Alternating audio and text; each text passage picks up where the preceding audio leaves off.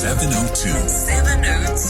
Finance Feature. 9 minutes to 2 o'clock in our finance feature for today that is brought to you by Stanlib Asset Management. Invest in more. We are chatting to Buhle Kheswa, who's a financial manager, distribution channels at Metropolitan, around the gap in South Africa's financial planning habits. If ever there were a time to have this conversation, it is now. The petrol has gone up.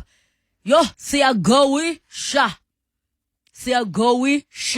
Buhle, welcome to the show. Thank you so much for joining us. Thank you, Relebogile, and you pronounced it spot on. I know. Spot on. So let's chat quickly around financial planning habits. I mean, we have a finance feature. We regularly talk about different things around finances. Where is the problem in terms of the planning? Because on the one hand, you'll have people who say, I just need to earn more. I mean, I even see people joking to say, you know, guys, I just want to let you know, and I'm going to tell my boomer parents that I stopped buying coffee at work. Now I can afford to buy a house. Like, it's real. It's very real, Relebogile. And another thing that you need to remember is that we are a country that is struggling with financial literacy. And for me, that is the beginning of it all. Because we do not know how to handle our finances. I mean, from a young age, it doesn't just happen. From a young age, we don't have the conversations in our family about finances, about how to handle money. And I think I'm touching on a lot of topics that are challenges in South Africa. I don't want to go into why people are drinking, why people are not saving, because of the lack of financial literacy. And I mean, we've touched on all the things about the why, relationships with money. What are we compensating for, the psychology behind it? Now, if we go into the planning habits, they say that adopting a new habit can take 21 days, right? I don't know if that's still the current thing. But if there were to be one financial habit that you could advise us to all start implementing today, what would that thing be and why? Is it tracking what you're spending? Because I notice a person will say, I earn 5,000 Rand a month. I spend this, but I'm still owing people, and every month I must owe and pay back, which to me says there's a discrepancy. Your budget says this is where your 5,000 is going, but what's happening in real life is not the same thing. And I like that you say the budgeting from a personal finance perspective. And I know it's daunting to most people. I know it's not something comfortable, because if you don't have such conversations when you're growing up, it's not something that comes naturally to you.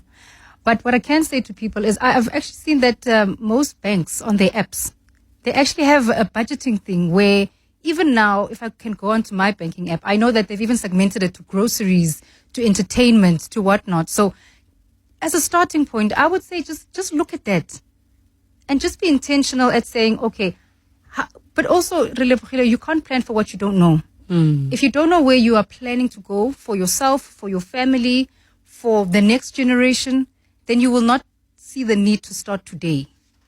Are there certain categories that we limit ourselves to when we think about financial planning? Example, savings and expenses. Like, what are the things that maybe we're kind of missing when it comes to sitting down and doing the goals? Because if you just say, these are my expenses, these are my savings, maybe there are blind spots we're missing out on.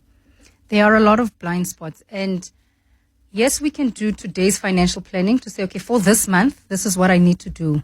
But we need to do our current financial planning. And then we need to go a step further to say, okay, what about 5 years from now? What about 10 years from now?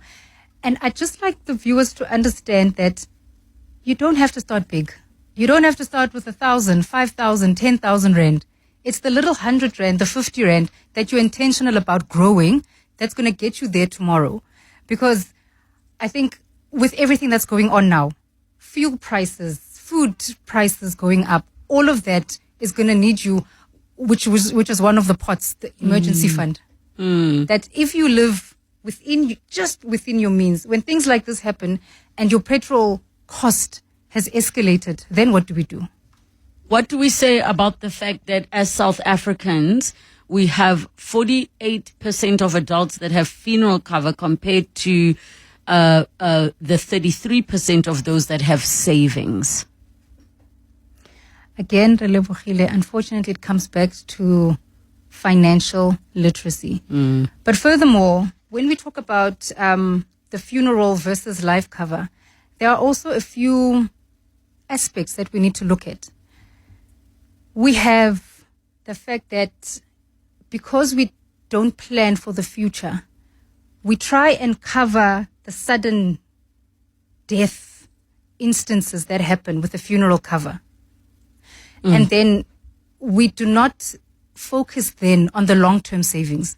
And again, Relebogile, there's also a notion that because people become educated, that the financial literacy comes with it. But again, because of the type of country that we live in, that it's not something that everyone has been exposed to. And because of that, we come back to people not having the knowledge to say, okay, yes, I live for today, but there's also the future. What happens after I die? Because the one problem with funeral is that you will get a funeral cover, but it only covers the immediate expenses. And then tomorrow, your children need to wake up and continue living. But without you there planning, helping, having the stable income, what happens with them? And these are the very, very important questions that one needs to ask themselves when we look at financial planning habits. And I'm sure we'll pick this up again. We can see the trends, not just with alcohol consumption, with gambling, and just our relationships with money as a whole. Buhle Kheswa, Financial Manager, Distribution Channels at Metropolitan.